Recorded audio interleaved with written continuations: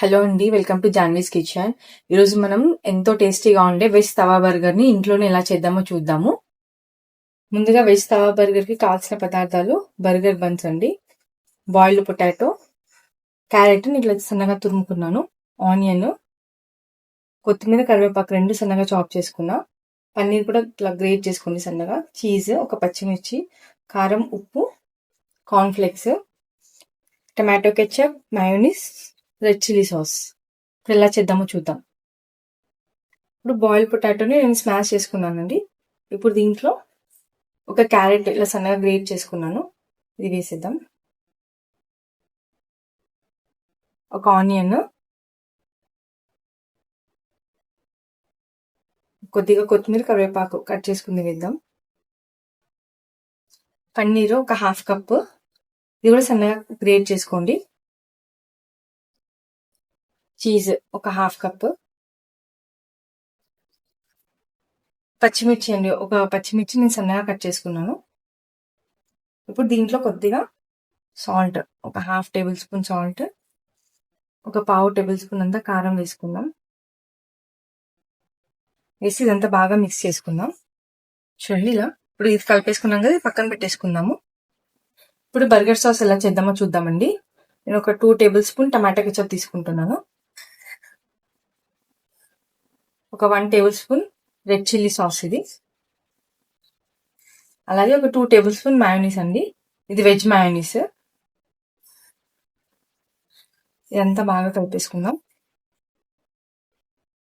ఇప్పుడు బైండింగ్ కోసం మనం ఒక ప్లేట్లో ఒక 3 టేబుల్ స్పూన్ మైదా తీసుకున్నామండి.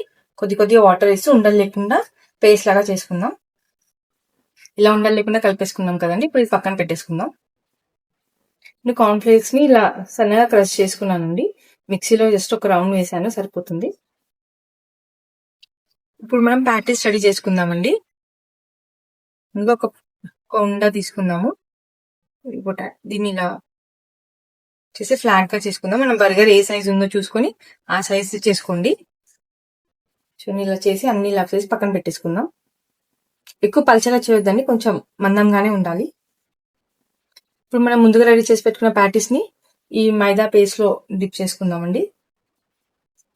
రెండు వైపులా డిప్ చేసేసుకొని దీన్ని కార్న్ఫ్లెక్స్ చేసుకున్నాం కదా పౌడర్ లాగా, దాంట్లో వేసేసి కోట్ చేసుకుందాము. ఇలా చేయడం వల్ల మనకి బర్గర్ అనేది చాలా క్రిస్పీగా వస్తుంది. అన్ని ప్యాటీస్ ఇలా రెడీ చేసుకున్నాం. స్టవ్ వెలిగించుకొని ప్యాన్ పెట్టుకున్నాం కదా, నేను కొద్దిగా ఆయిల్ వేసుకున్నాను. ఆయిల్ వేడికిన తర్వాత మనం రెడీ చేసి పెట్టుకున్న ప్యాటీస్ ని షాలో ఫ్రై చేసుకోవాలండి. ఇలా కొంచెం ప్రెస్ చేసేయండి. సిమ్లోనే ఫ్రై చేయాలండి.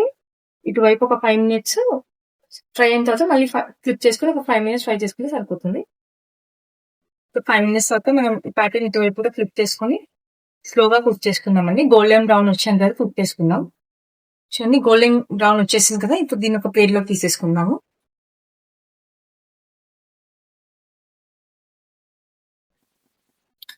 మనం బర్గర్ బన్ తీసుకుందామండి. దీన్ని హాఫ్ కట్ చేసుకుందాము.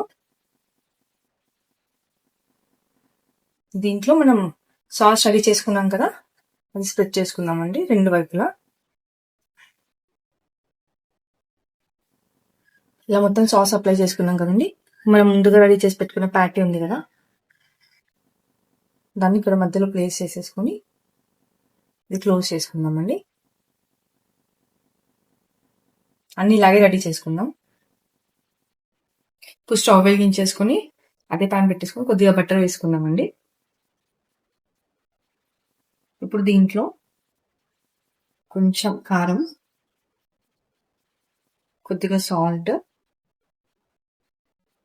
కొత్తిమీర, కరివేపాకు సన్నగా కట్ చేసి పెట్టుకున్నాం కదా, అది కొంచెం వేసేసి 1 సెకండ్ ఫ్రై చేసుకున్నామండి మొత్తం. ఇప్పుడు మనం రెడీ చేసి పెట్టుకున్న బర్గర్ ఉంది కదా, అది దీంట్లో ప్లేస్ చేసుకుందాం. చేసుకుని మంచిగా రెండు వైపులా ఫ్రై చేసుకోవాలండి. ఫ్రై అయిపోయిందండి. ఇప్పుడు దీన్ని నెమ్మదిగా ఇంకో సైడ్ కూడా ఫ్లిప్ చేసుకోండి. చేసుకొని ఇటువైపు కూడా మొత్తం మంచిగా ఫ్రై చేసుకుందాం. రెండు వైపులా మంచిగా ఫ్రై అయిపోయిందండి. ఇప్పుడు దీన్ని ఒక ప్లేట్లో తీసుకుందాం.